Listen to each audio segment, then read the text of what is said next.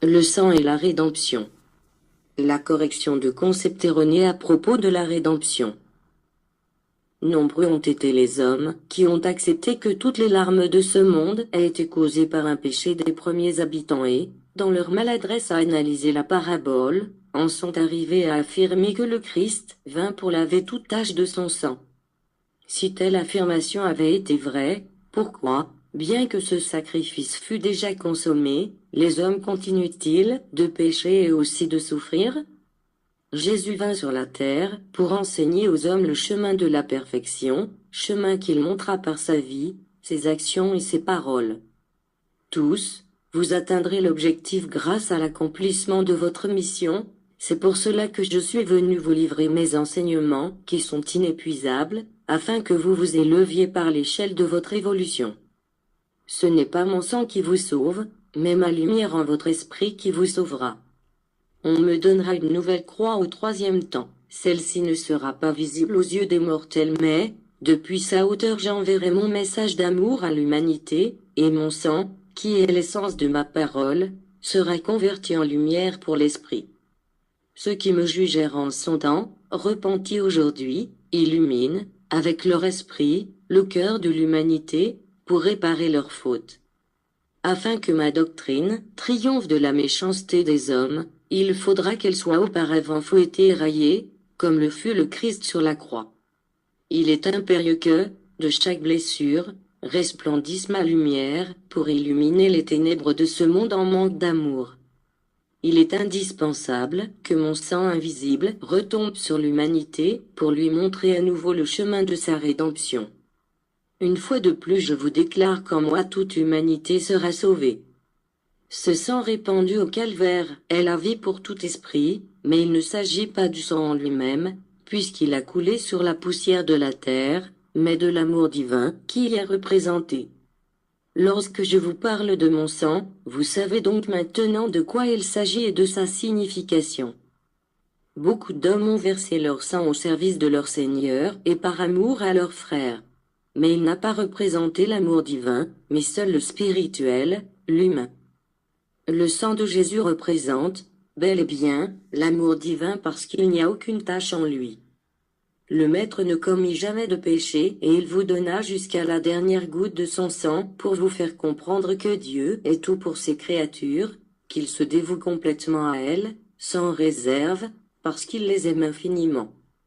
La poussière de la terre but ce liquide qui fut la vie dans le corps du Maître, c'est pour que vous compreniez que ma doctrine devrait féconder la vie des hommes avec le divin arrosage de son amour, de sa sagesse et de sa justice.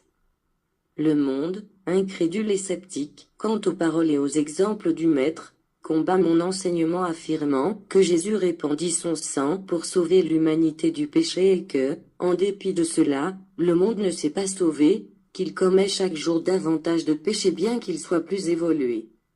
Où est-il donc le pouvoir de ce sang de rédemption?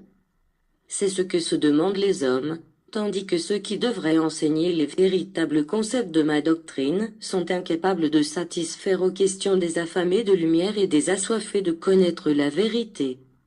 En ce temps, je vous dis que les questions de ceux qui ne savent pas ont davantage de fond et sont plus sensées que les réponses et les explications qu'en donnent ceux qui prétendent connaître la vérité.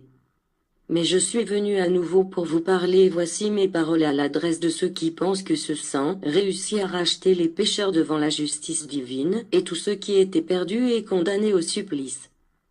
Laissez-moi vous dire que si le Père, celui qui sait tout, avait cru que l'humanité n'allait pas tirer profit ni comprendre tout l'enseignement que Jésus lui offrit, au travers de ses paroles et de ses actions, certes il ne l'aurait jamais envoyé, parce que le Créateur n'a jamais rien fait qui soit inutile, rien qui ne fût destiné à porter ses fruits. Mais il l'envoya pour naître, grandir, souffrir et mourir parmi les hommes, parce qu'il savait que cette vie rayonnante et féconde du Maître marquerait à tout jamais, par ses œuvres, un chemin ineffaçable, indélébile, pour que tous ses enfants trouvent la voie qui les conduise au véritable amour et qui, en respectant sa doctrine, les guide vers la mansion où les attendait leur Créateur. Il savait, par ailleurs, que ce sang qui parlait de pureté et d'amour infini, en se répandant jusqu'à la dernière goutte, enseignerait à l'humanité à accomplir, avec foi en son Créateur, la mission qui l'élèverait jusqu'à la terre promise où, au moment de présenter son accomplissement, elle puisse me dire, Seigneur, tout est consommé. Maintenant je peux vous dire que ce ne fut pas l'heure à laquelle se répandit mon sang sur la croix qui indiquera l'heure de la rédemption humaine. Mon sang resta ici dans le monde, présent, en vie, frais, marquant, de l'empreinte ensanglantée de ma passion, la voie de votre restitution qui vous emmènera à conquérir la demeure que votre Père vous a promise. Je vous ai dit, je suis la source de la vie, venez vous laver de vos tâches, pour pouvoir marcher libre et sauf vers votre Père et Créateur. Ma source est d'amour, inépuisable et infini. C'est de cela que vous parle mon sang versé en ce temps-là. Il scella ma parole, il couronna ma doctrine. À l'heure actuelle, à plusieurs siècles des événements, je vous dis que, en dépit d'avoir répandu mon sang pour toute l'humanité, seuls ont réussi à obtenir leur salut ceux qui ont emprunté le chemin que Jésus vint vous montrer, tandis que tous ceux qui se sont obstinés dans l'ignorance, dans leur fanatisme, dans leurs erreurs ou dans le péché, ne sont pas encore à l'abri. Je vous ai dit que si 1000 fois je me faisais homme et que si je mourrais 1000 fois sur la croix, jusqu'à ce que l'humanité ne se lève pour me suivre, jamais elle n'aura atteint son salut. Ce n'est pas ma croix qui doit vous sauver, mais la vôtre. Moi, j'ai porté la mienne sur les épaules et j'y ai expiré en tant qu'homme, et depuis cet instant je me trouvais dans le giron du Père. Vous devez m'imiter en mansuétude et en amour, en portant sur les épaules votre croix, avec une sincère humilité, jusqu'à aboutir à la fin de votre mission afin que vous aussi arriviez à être près de votre Père. Tout un chacun souhaite trouver le bonheur, et mieux encore s'il dure le plus longtemps possible, parce que je viens vous montrer un chemin qui conduit au bonheur suprême et éternel. Néanmoins, je ne fais que vous montrer le chemin, ensuite je vous laisse choisir celui qui davantage vous plaît. Je vous interroge, si vous désirez tant le bonheur, pourquoi ne le semez-vous pas pour le récolter ensuite? Bien peu nombreux sont ceux qui se sont sentis poussés à se livrer à l'humanité. Vous avez une idée erronée de la signification de la vie sur la terre, de ce que sont l'esprit et la vallée spirituelle. La majorité des croyants s'imaginent qu'en vivant dans une certaine droiture ou qu'en se repentant, à l'ultime instant de la vie, des fautes qu'ils ont commises, ils s'assurent la gloire pour leur esprit. Ce faux concept qui aveugle l'homme ne lui permet pas de persévérer durant toute sa vie dans l'accomplissement de la loi, et entraîne que son esprit, lorsque celui-ci abandonne ce monde et arrive à la mention spirituelle, se retrouve dans un endroit où il ne contemple pas les merveilles qu'il s'était imaginées, ni ne ressent pas le suprême bonheur auquel il croyait avoir droit. Savez-vous ce qui arrive à ces êtres qui se sentaient assurés de parvenir au ciel et qui, à sa place, ne rencontrèrent que la confusion? En ne continuant plus d'habiter la terre, parce qu'il leur manqua le point d'appui de leur enveloppe matérielle, et en ne pouvant pas s'élever vers ces hauteurs où se trouvent les mentions de la lumière spirituelle, ils créèrent pour eux-mêmes, sans s'en rendre compte, un monde qui n'est ni humain, ni profondément spirituel. C'est alors que les esprits s'interrogent, est-ce cela la gloire? Est-ce cela la demeure destinée par Dieu aux esprits, après avoir tant marché sur la terre? Non. Répondent d'autres. Ceci ne peut être le sein du Seigneur, où seuls peuvent exister la lumière, l'amour et la pureté. Lentement, par l'entremise de la méditation et de la douleur, l'esprit en arrive à la compréhension. Il comprend la divine justice et, illuminé par la lumière de sa conscience, juge ses actions passées et considère qu'elles furent petites et imparfaites, qu'elles n'étaient pas dignes de mériter ce qu'il avait cru. Alors, avec cette préparation, apparaît l'humilité et naît le désir de retourner sur les chemins qu'il laissa pour effacer les tâches, réparer les erreurs et gagner de vrais mérites devant son Père.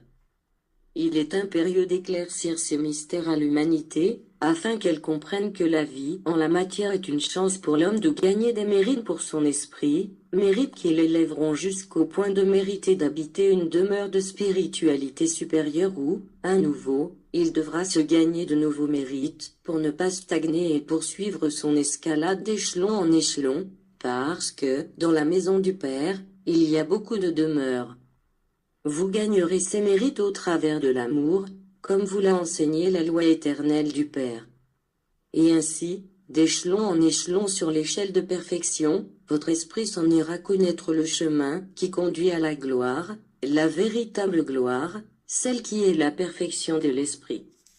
En vérité, je vous le dis, si j'étais venu en ce temps en tant qu'homme, vos yeux auraient dû voir mes blessures fraîches et encore ensanglantées, parce que le péché des hommes n'a pas cessé et qu'ils n'ont pas voulu se racheter en souvenir de ce sang que j'ai versé sur le calvaire et qui constitue une preuve de mon amour pour l'humanité. Mais je suis venu en esprit pour vous éviter l'affront de voir l'œuvre de ceux qui me jugèrent et me condamnèrent sur la terre. Tout est pardonné. Cependant, il existe en chaque esprit quelque chose de ce que je répandis pour tous, sur la croix. Ne croyez pas que ce souffle et ce sang se diluèrent ou se perdirent, ils représentaient la vie spirituelle que je répandais en cet instant sur tous les hommes. Mais, avec ce sang qui scella ma parole et qui confirma tout ce que je dis et fis sur la terre, les hommes se lèveront à la recherche de la régénération de leur esprit. Ma parole, mes œuvres et mon sang ne furent ni ne seront vains. Si parfois il peut vous paraître que mon nom et ma parole ont été presque oubliés, vous le verrez ressurgir soudainement, plein de vigueur, de vie et de pureté, à l'instar d'une semence qui, bien qu'elle soit continuellement combattue, ne meurt jamais. Le sang de Jésus, converti en lumière de rédemption, pénétra et continue de pénétrer tous les esprits, en tant que salut. Mon esprit offre éternellement le salut et la lumière. Je fais continuellement pénétrer les rayons de ma lumière là où existent les ténèbres. À chaque instant, mon esprit divin se répand, non pas sous forme de sang humain, mais en essence sur tous mes enfants.